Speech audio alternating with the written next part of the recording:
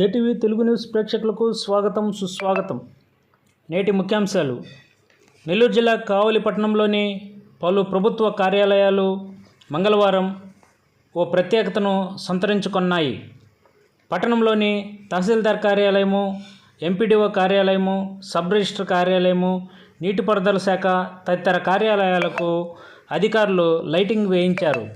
తద్వారా ఆయా కార్యాలయాలను పరిశీలిస్తున్న పలువురు కార్యాలయాల వైపు ప్రత్యేకించి చూడటం జరిగింది.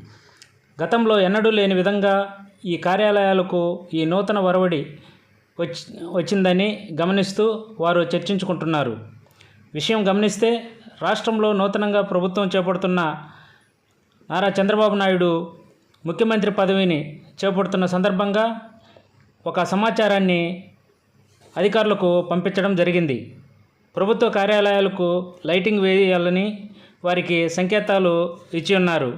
ప్రభుత్వ కార్యాలయాలకు మాత్రమే సంబంధించిన అధికారులు చొరవ తీసుకొని వేయించారు. అయితే పట్టణంలో ఉన్న అనేక కార్యాలయాలకు ఈ లైటింగ్ వేయించకపోవడం నిర్లక్ష్యానికి నిదర్శనంగా కల్పిస్తుంది.